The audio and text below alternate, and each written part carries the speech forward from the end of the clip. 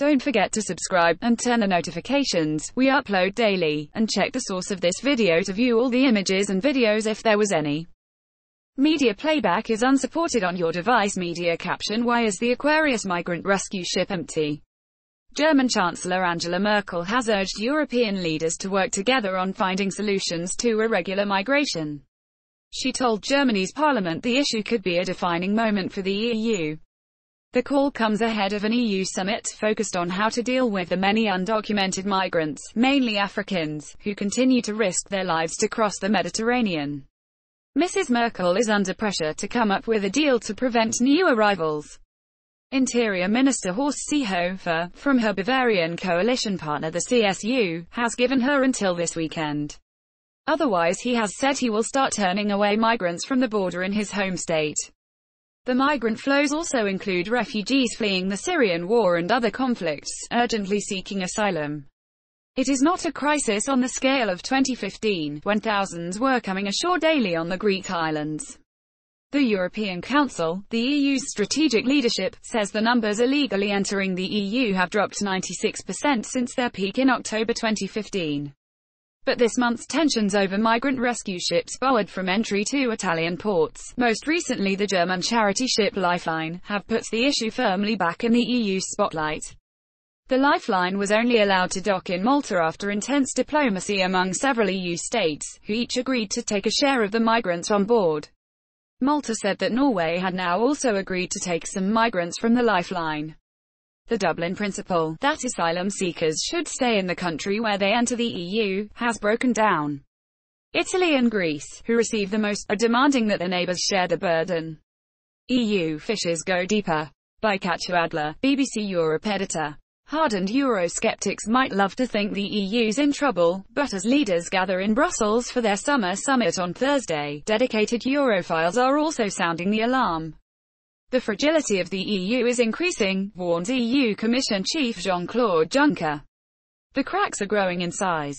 It's been easy to get distracted this last couple of weeks by the new Italian government and its headline-grabbing rejection of NGO migrant rescue boats. But Mr. Juncker is right, EU fishes go deeper and are more widespread. Migration pits southern Europe against the north. Italy and Greece smolder with resentment at having been left alone to deal with migrant arrivals. Meanwhile, northern countries blame the south for not patrolling their Mediterranean borders better and for having, at least in the past, enabled migrants to slip away northwards towards richer Germany, Austria and Sweden. Read more from Katja. What are the new pressures on EU leaders? Italy's new populist government has made getting an EU-wide deal on immigration and asylum a priority. The issue played a major role in the Italian election, catapulting Nationalist League leader Matteo Salvini into power. But it is a powerful election issue EU-wide. Austria's right-wing government takes over the EU's rotating presidency next month and it has a hardline stance on irregular migrants. So do its Visegrad Group neighbours, the Czech Republic, Slovakia, Hungary and Poland.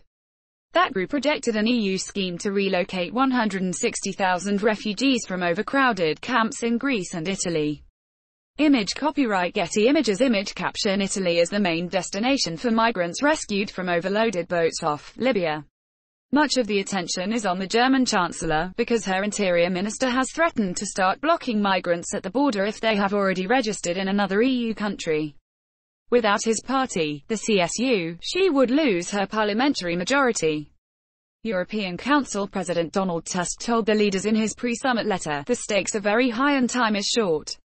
He warned that the EU's problems with migration policy were giving ammunition to populists, who offer simple answers to the most complicated questions. What solutions are on offer? There will be talk of regional disembarkation platforms, an Austrian-Danish proposal, aimed at breaking the business model of the people smuggling gangs. It is in the draft summit conclusions, seen as a way to speed up the processing of asylum claims and stopping illegal economic migrants. Pros: they could deter migrants from putting to sea in overloaded boats. Gangs might then be less able to profit from migrants' desperation. Cons: getting North African countries to host such centers could be very difficult. Close coordination with UN agencies will be needed, to prevent them becoming crowded, dangerous camps. Image copyright Reuters. Image caption Greece says that emergency action is necessary to decongest some of its islands. The EU should beef up the border agency Frontex to make it a genuine border police force, the European Commission says. The force is to be boosted from the current 1,300, with 1,500 in reserve, to 10,000 by 2027. Pros: the force could intervene more rapidly, nipping migrant emergencies in the bud, preventing any repetition of the 2015 chaos. Cons: solidarity has been lacking among the 28 member states. Frontex still lacks some important resources that were pledged. EU police risk usurping the role of national border guards, a sensitive issue. Media playback is unsupported on your device. Media caption Migrant crisis, EU border force Frontex explained. The EU wants much tighter cooperation with transit countries and migrants' home countries. This would allow more failed asylum seekers to be sent back. The return rate currently is just 36.6%, the Commission says. Pros: there has been effective EU cooperation with Turkey. A 2016 deal led to a drastic drop in migrants taking the Balkan route. The EU naval mission off Libya works closely with the Libyan Coast Guard to stop people smuggling. Cons: